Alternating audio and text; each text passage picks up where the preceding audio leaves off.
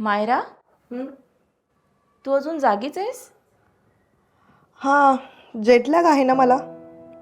काही केलं तरी झोप लागत नाही. आणि हे काय? काय? तू स्मोकिंग करतेस? स्नेहा यार, प्लीज डोंट स्टार्ट. एकतर आधीच डोकं उठलंय माझं.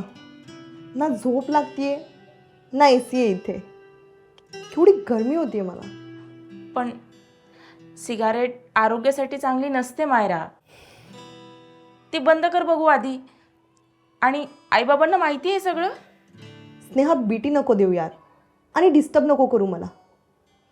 मला फक्त शांत बसू दे इथे.